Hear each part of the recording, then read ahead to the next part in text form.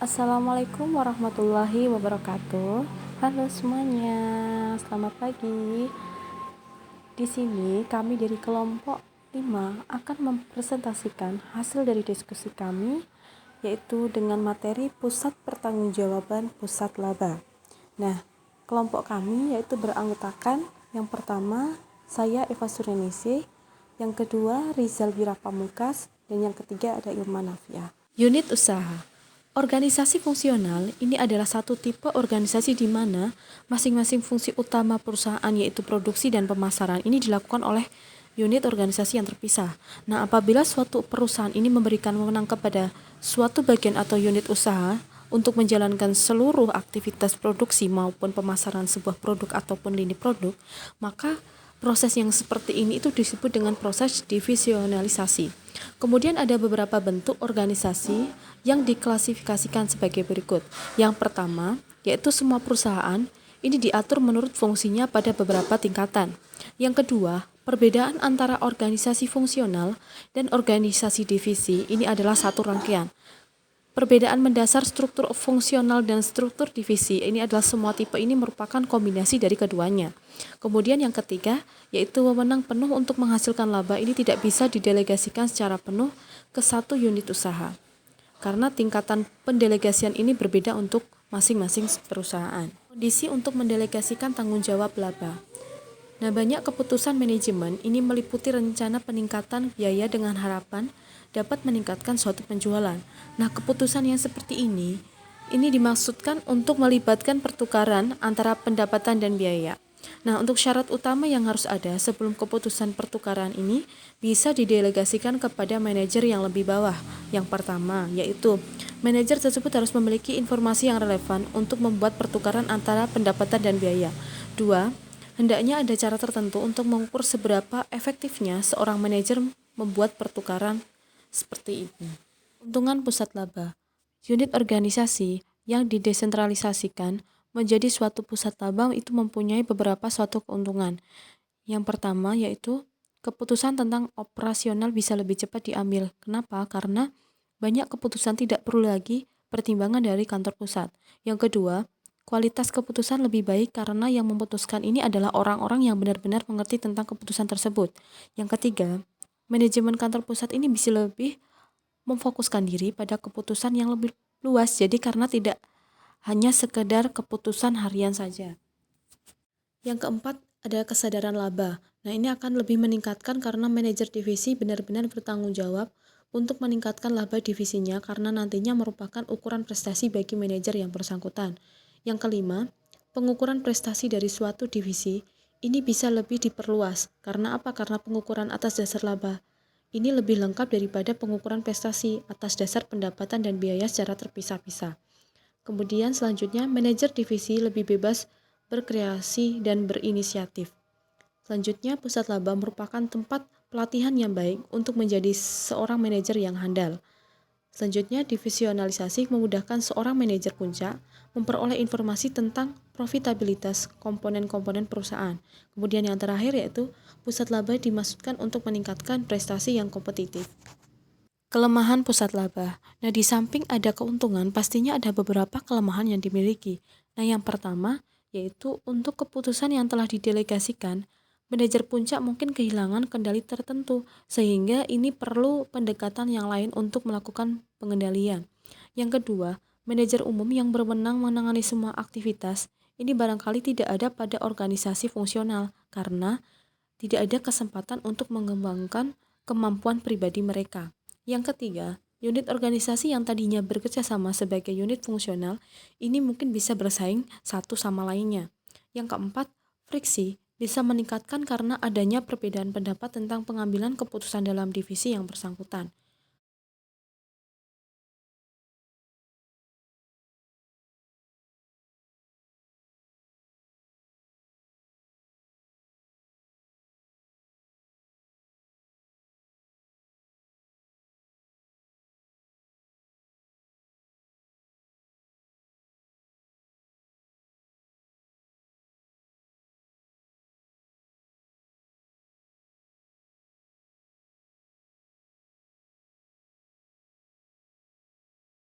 Keterbatasan wewenang pada unit usaha atau divisi.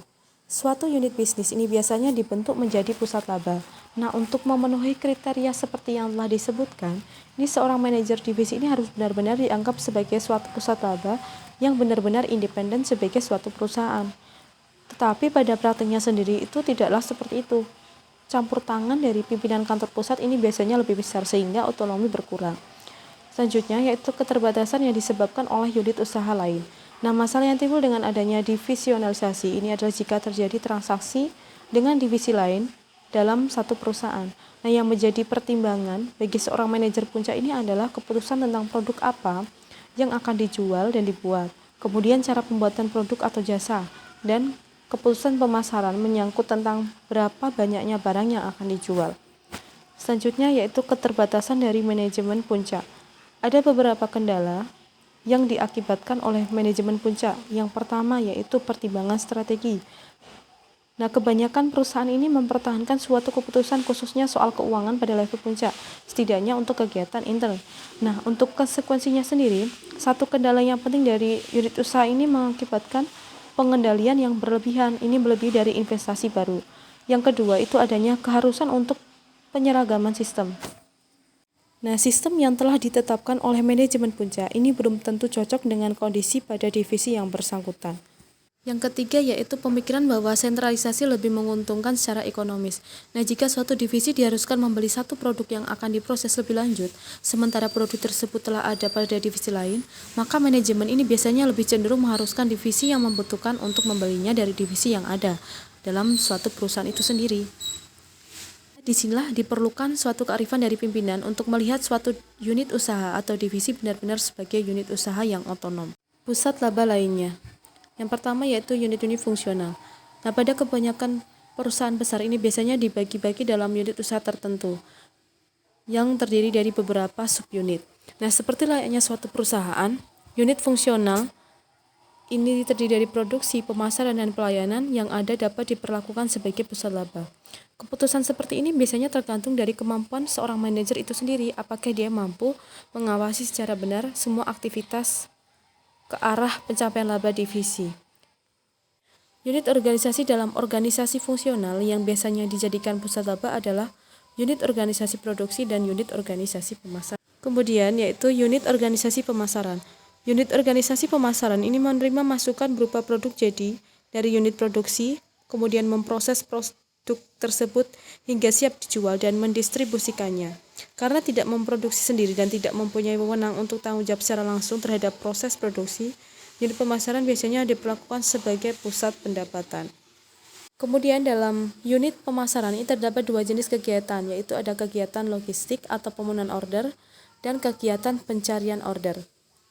Untuk kegiatan logistik sendiri ini memiliki karakteristik sebagai pusat biaya, kegiatan order memiliki karakteristik sebagai pusat pendapatan.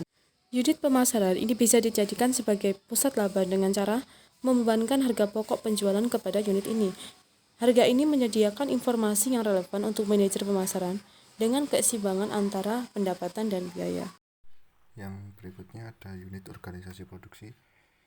Unit produksi dalam perusahaan manufaktur membutuhkan masukan berupa bahan baku, tenaga kerja langsung, dan overhead pabrik. Kemudian memprosesnya untuk menghasilkan keluaran tanpa unit produk jadi.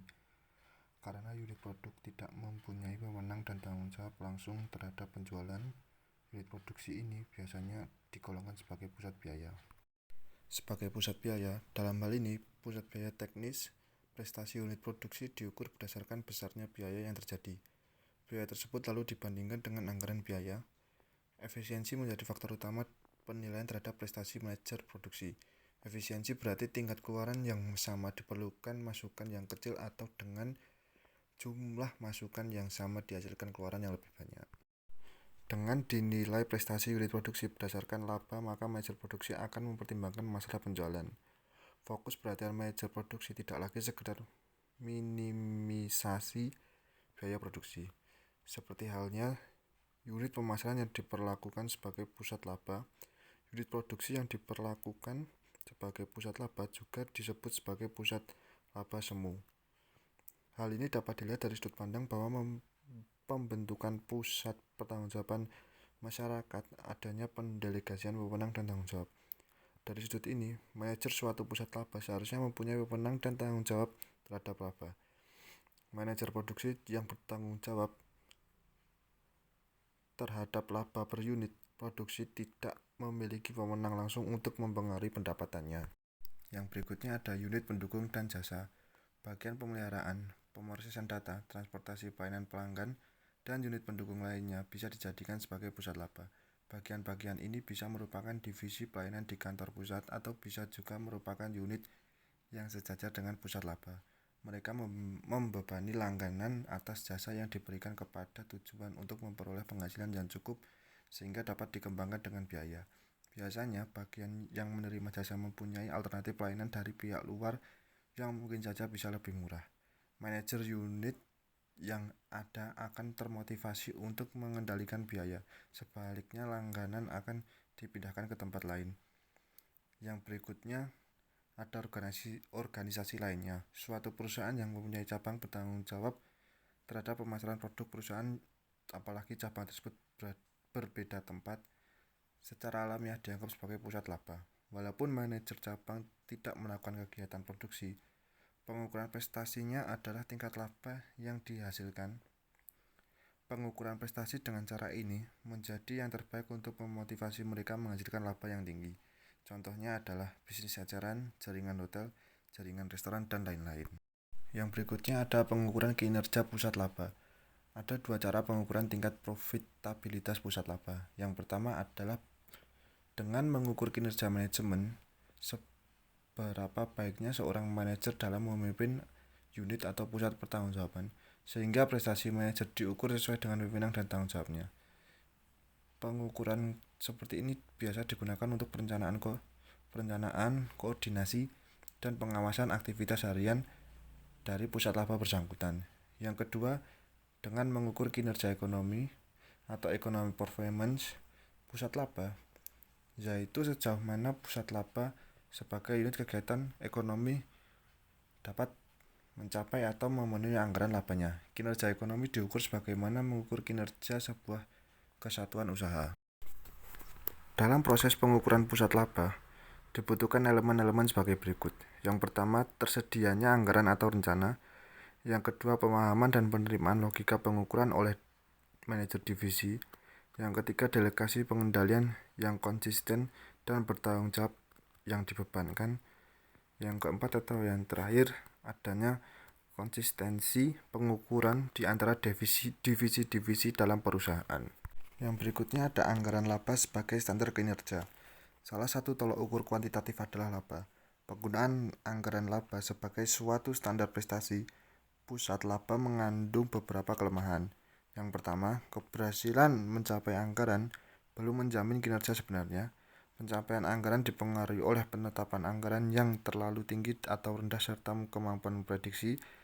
Dan yang kedua, laba itu sendiri belum mencerminkan kinerja perusahaan secara keseluruhan. Dalam pendelegasian longgar, anggaran laba terutama digunakan sebagai alat komunikasi dan pengendalian. Tidak ada tekanan terhadap tindakan jangka pendek untuk meningkatkan laba. Penilaian dilakukan dalam jangka waktu yang mencukupi untuk setiap pusat laba. Diadakan penilaian terminal atau akhir bila seorang manajer meninggalkan sebuah pusat laba. Hal ini untuk melindungi manajer baru dari perusahaan yang ditinggalkan oleh manajer sebelumnya. Selanjutnya, kita akan membahas mengenai prestasi non-laba sebagai standar kinerja. Tujuan jangka panjang sebuah perusahaan umumnya tidak hanya mengejar laba yang memuaskan. Menggunakan satu tolak ukur saja, pencapaian tujuan tidak dapat dinilai secara memuaskan. Oleh karena itu, terdapat beberapa contoh pendekatan untuk mengukur prestasi dengan beberapa alat ukur. Yang pertama ada profitability, 2 market position, yang ketiga productivity, yang keempat product leadership, 5 personal development, 6 employee attitudes, yang ketujuh public responsibility, dan yang ke-8 balance between long range and short range goals. Namun, dalam pengembangan tolak ukur non-laba menimbulkan beberapa masalah dalam mengukur prestasi pusat laba. Yang pertama, tolak ukur tersebut sulit atau hampir tidak mungkin dikuantifisir. Hal ini menyebabkan kinerja antar pusat laba sulit untuk dibandingkan secara objektif.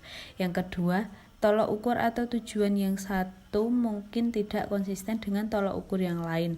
Ketidakkonsistenan tolok ukur ini diatasi dengan menetapkan kinerja minimum untuk setiap dimensi kinerja.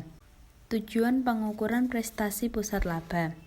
Menurut Fremgen dalam buku Accounting for Managerial Analysis menyebutkan 3 tujuan sistem pengukuran pusat laba. Yang pertama, untuk menentukan kontribusi sebuah pusat laba sebagai suatu kesatuan terhadap tujuan organisasi. Yang kedua, untuk memberikan dasar dalam mengevaluasi kinerja manajer pusat laba. Yang ketiga, untuk memotivasi manajer laba dalam mengoperasikan unitnya agar konsisten dengan tujuan umum perusahaan secara keseluruhan. Lalu menurut Rappaport menyebutkan 3 tujuan utama pengukuran kinerja pusat laba. Yang pertama, sebagai petunjuk pengambilan keputusan ex ante bagi manajer divisi. Yang kedua, sebagai evaluasi ex post oleh manajemen puncak terhadap prestasi manajemen divisi. Yang ketiga, sebagai evaluasi ex post oleh manajemen puncak terhadap prestasi divisi sebagai sebuah kesatuan ekonomi. Dari kedua pendapat di atas dapat disimpulkan bahwa berdasarkan tujuannya, setidaknya ada 2 jenis kinerja pusat laba, yaitu kinerja manajemen dan kinerja ekonomi. Dari sudut pandang analisis biaya, pertimbangan utama dalam pengukuran kinerja manajemen adalah keandalan. Alat ukur kinerja manajemen seharusnya diperhitungkan semua elemen yang dapat dikendalikan atau dipengaruhi oleh manajer. Sedangkan dalam pengukuran kinerja ekonomi yang menjadi pertimbangan utama adalah keterkaitan antara biaya yang terjadi dengan aktivitas pusat laba tertentu. Alat ukurnya seharusnya mencerminkan semua pendapatan, biaya, keuntungan, dan kerugian yang berkaitan dengan kegiatan pusat laba. Selanjutnya adalah permasalahan dalam pengukuran kinerja pusat laba. Dalam mengukur prestasi pusat laba ada 4 masalah yang memerlukan perhatian khusus, yaitu yang pertama, masalah alokasi pendapatan bersama atau common revenue. Pada dasarnya, konflik bisa timbul atas alokasi pendapatan di antara pusat laba. Hal ini bisa terjadi jika salesman satu divisi meningkatkan penjualan produk yang dibuat oleh divisi lain dengan menawarkan pada pelanggan. Masalah yang kedua adalah masalah alokasi biaya atau common cost. Dalam akuntansi biasanya dikenal biaya langsung dan biaya tidak langsung atau sering disebut biaya bersama. Beberapa jenis biaya bersama yang perlu dialokasikan seperti biaya overhead pabrik tetap, biaya departemen jasa, joint cost, dan biaya kantor pusat. Langkah-langkah pengalokasian biaya bersama secara umum terdiri dari 3 tahap. Yang pertama, mengakumulasikan biaya yang berhubungan dengan produk, departemen, atau divisi. Yang kedua, mengidentifikasi penerimaan biaya dialokasikan mungkin produk, departemen, atau divisi. Dan yang ketiga, memilih metode atau dasar untuk menghubungkan biaya pada langkah ke-1 dan menerima biaya pada langkah kedua secara logis. Yang ketiga adalah permasalahan penentuan harga transfer. Harga transfer memiliki 2 peran yang bisa saja mengakibatkan konflik. Yang pertama, sebagai harga transfer merupakan pedoman bagi pembuatan keputusan lokal. Harga transfer membantu divisi penjual memutuskan bagaimana produk tersebut akan dikirimkan dan bagi divisi pembeli bagaimana produk tersebut diperoleh. Yang kedua, harga dan pengukuran laba membantu manajemen puncak mengevaluasi pusat laba sebagai entitas yang terpisah. Dan masalah yang terakhir adalah masalah pemilihan tolok ukur laba. Untuk bisa mengukur prestasi ekonomis dari suatu pusat laba, seseorang harus melihat laba bersih setelah dialokasikan ke semua biaya termasuk porsi yang wajar untuk biaya overhead kantor pusat. Ada 5 konsep laba yang bisa digunakan sebagai dasar untuk menilai prestasi pusat laba. Yang pertama ada margin kontribusi, yang kedua laba langsung divisi, yang ketiga laba terkendali divisi, yang keempat laba sebelum pajak, dan yang kelima adalah laba bersih. Sekian pemaparan materi dari kelompok kami. Ada kurang lebihnya kami mohon maaf. Wassalamualaikum warahmatullahi wabarakatuh.